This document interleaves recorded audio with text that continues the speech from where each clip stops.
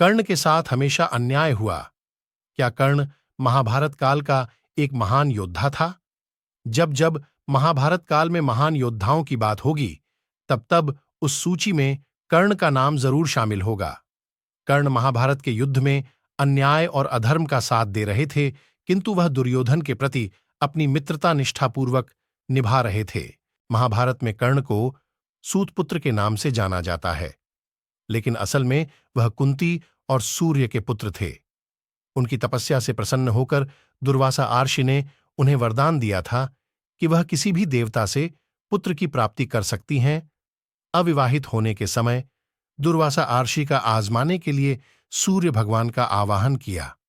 बाल्यावस्था में ही कुंती द्वारा एक मंत्र उच्चारण के दौरान भगवान सूर्य प्रकट हुए और उन्होंने कुंती के हाथ में एक तेजस्वी बालक रखा। उस बालक के मुख पर सूर्य की भांति तेज था। भगवान सूर्य ने उस बालक को कवच और कुंडल दिए थे, जिसका भेदना संसार में कोई नहीं कर सकता था। समाज और लोक लज्जा के कारण कुंती ने उस पुत्र को नदी में बहा दिया। इसके बाद धृतराष्ट्र के एक रथ चालक ने कर्ण को पाला और कर्ण को राधेय नाम मिला। कर्ण बचपन से ही कुशल तीरंदाज थे। वह द्रोणाचार्य से शिक्षा लेना चाहते थे, लेकिन एक सूत पुत्र को शिक्षा देने के लिए द्रोणाचार्य ने मना कर दिया, जिसके बाद कर्ण ने परशुराम से शिक्षा ली। शिक्षा का अधिकार सभी को होता है, चाहे वह किसी भी धर्म गोत्र कुल का हो। कर्ण के साथ हर जगह पर अन्याय हुआ। इसके बाद का कर्ण ने परशुराम से झूठ बोलकर अस्त्र शास्त्र की शिक्षा ली।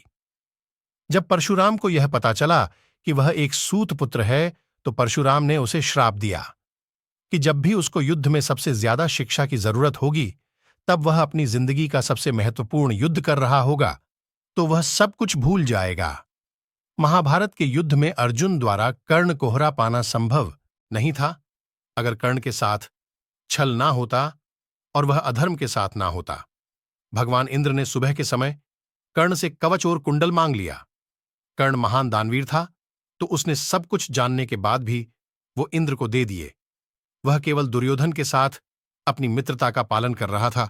जब पूरी दुनिया ने कर्ण को दुत्कारा, तब दुर्योधन ने उसे गले लगाया।